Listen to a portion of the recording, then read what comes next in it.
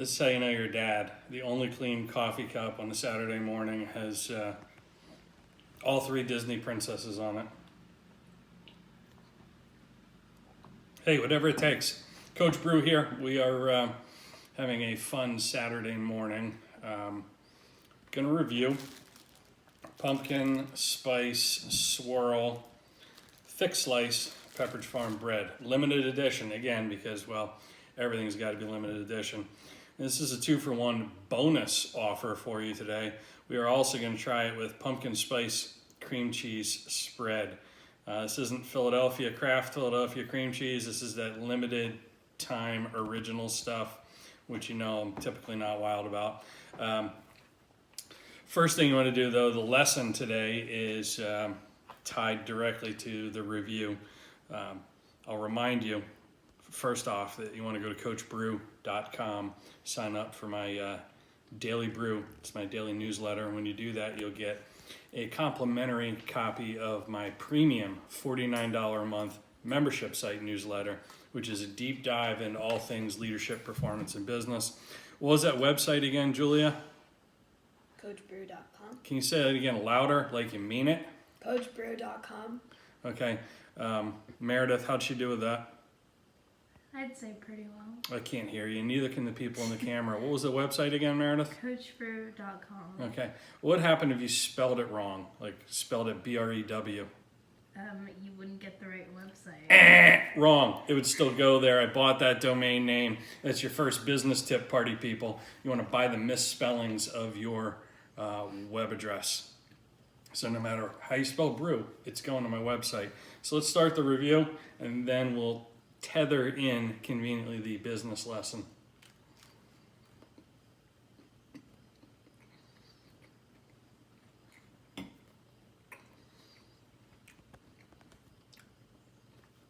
This just tastes like bread. It tastes no pumpkin flavoring whatsoever. Let me try the other end.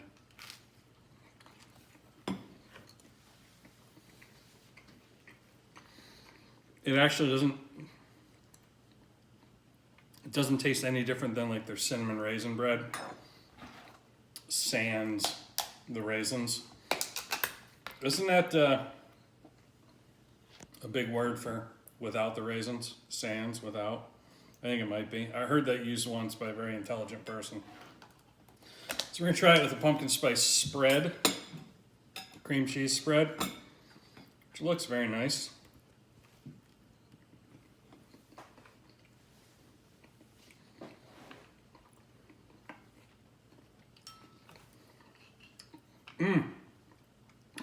Now my taste buds are dancing. They're dancing. That tastes like pumpkin spice. This, not so much. So there's a lesson in here for everybody. Before I give it a rating, I'll give you the lesson. Let me wash that down with a little hazelnut coffee with pumpkin spice creamer. So I think every business leader needs to make a decision. Do you want to be a franchise type model, or do you want to be an artisan? And this is it's like franchise bread. They crank out 20 different flavors. Pepperidge Farm is a well-known brand. It's established. They're going to put out all kinds of different stuff, and it's turnkey. Do it well. Change up the flavoring a little bit. Same processes. Or you could be a baker, an artisan, and make from scratch pumpkin spice bread. 100 times out of 100, made from scratch pumpkin spice bread tastes exponentially better than what we've witnessed here today. So that's the lesson. Like, there's certain things that are made really well by hand with love. And then there are others is just quick, convenient, turnkey. The nice thing in business about a franchise is that it is turnkey. You don't have to invent the recipe, the process, the marketing materials. The formula is all there for you. It's just like following a playbook. And that's part of the reason franchises are successful. is it is turnkey, and you don't have to spend time creating. You just execute, and they teach you how to execute. Where they get into trouble is they tend not to be super remarkable. And I know someone saying, "Oh, but Coach Brew, Chick-fil-A." Yeah, there's an outlier to every single scenario. Chick-fil-A is probably the outlier, except on Sundays. And now someone's triggered by the fact that, like, I brought Sunday into the equation. Anyway, do you want to be an artisan and create from scratch and tap into kind of your right brain creative side of things and put your personal stamp on your work? Or do you just want to be a cog in a wheel and be a machine? And I'm not criticizing that. I'm more of an artisan, I'm more of a creative. But some people, this is a better fit for. So as you're looking at your business, you need to decide which one is right for you, creative or franchise model. Success rate for franchises is exponentially higher than for independent businesses because there's tried and true processes already in place, and you don't have to waste time inventing things with trial and error. However, you're at the mercy of the franchisor, or is it franchisor at the end of the day.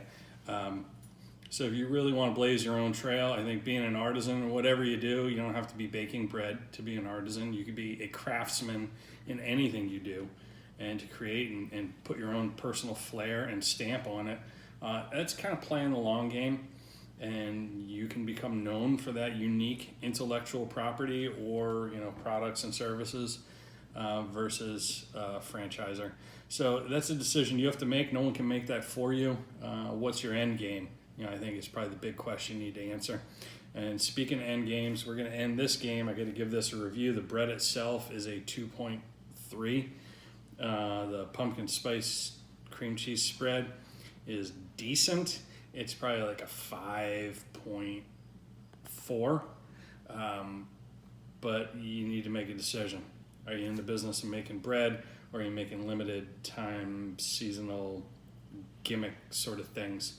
I think we know the answer, Pepperidge Farm. Anyway, for more business tips on leadership performance, go to CoachBrew.com. What was that again, Meredith? CoachBrew.com. Spell that however you want. And sign up for my email, The Daily Brew, which is spelled BRU. And you'll get leadership performance tips in your inbox daily, designed to double your results.